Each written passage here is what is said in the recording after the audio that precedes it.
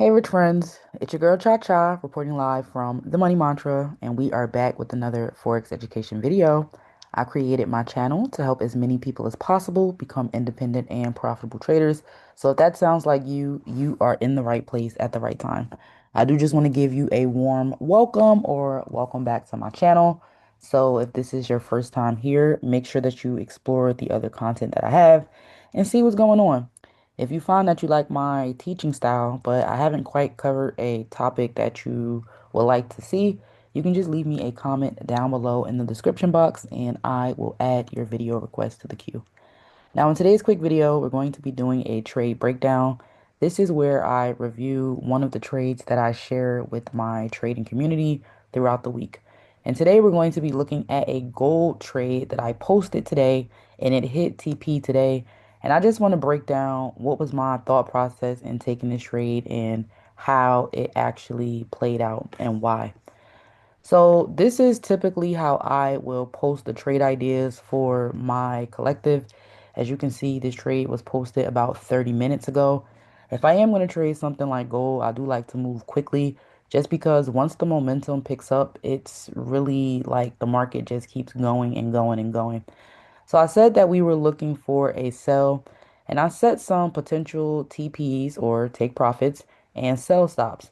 And a sell stop is a type of pending order that allows you to set a target before the market reaches it, and once it gets there, the trade will trigger and it will hopefully continue to sell. Now, there are buy stops, which is the opposite. If the market is going up, your pending order will be set above the current market.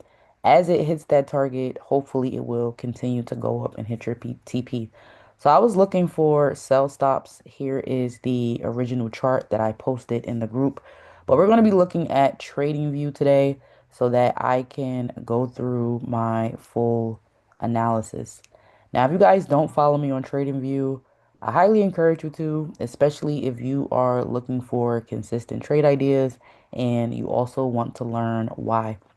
I noticed that when people join signals groups, they're often copying and pasting, but if you don't make a profit, you can get mad at the person who posted the idea because you don't really know what's going on. You're just maybe blindly following somebody who they might not even know what's going on. But one thing I like about TradingView is that after you post your idea, you cannot edit it, you cannot delete it, so your results are clear. So the first thing I noticed was that the momentum was picking up on the sell side. This just means that over the course of a couple of hours, I noticed that more selling candles or more red candles than blue candles were forming. You'll notice that typically when that happens, the market will be going down for some time. Now, since I am looking at my chart on the hourly time frame, this means that the selling picked up over the course of a couple of hours. On the opposite side, if you tend to see more blue candles, you would want to look for buy opportunities because this means that the price is pushing up. So the next thing that I noticed was that you'll typically see that I have these horizontal lines on my chart, and I simply use these horizontal lines to mark support and resistance.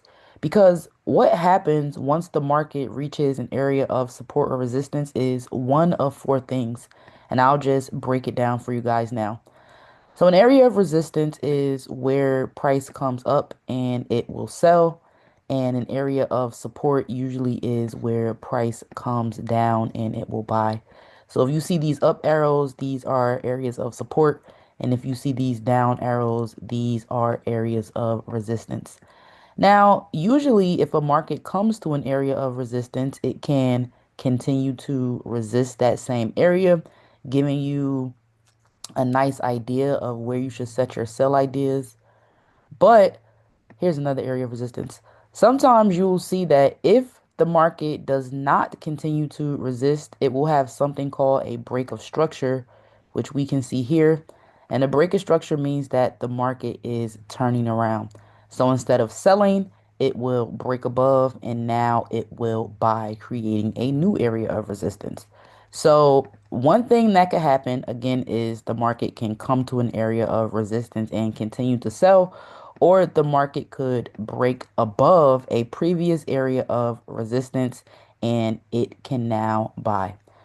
On the other side, the market can break past a previous area of support, like we see here, and it can sell or it can continue to be supported in that area. Now, if the market comes to a previous area of support and pushes up, you want to buy. If it comes to a previous area of support and it pushes below, you would want to sell. So I said all that to say that we can see how this was an area of resistance and this was an area of support. I saw that my candle broke below the previous support and turned it into resistance. And then on the next candle, that support was retested as resistance. And I got a strong body red candle letting me know that the sellers were picking up momentum. So I really hope that that made sense to you guys. If it did, just go ahead and drop a 7 down below in the chat so that I can know that you are following along with me. Now, the next thing that I noticed was my stochastic oscillator was giving me bearish confirmations. If you've been on my channel before, you know the way that I use the stochastic is very simple. If it's facing down, the market will usually be reflecting sells. If the orange line is on top of the blue line, that will typically reflect sells as well. On the other side, if the stochastic is facing up and you find that the blue line is on top, this is typically where you will see bullish momentum or the market buying. So I had my support retested as resistance. I had my momentum for the sellers picking up over the last couple of hours. And then I also had my bearish confirmations on the stochastic. If I'm entering for a sell, because I know the market is moving between these areas of support and resistance, I'm simply going to set previous areas of support as my TPs, and that is why you see these additional horizontal lines here.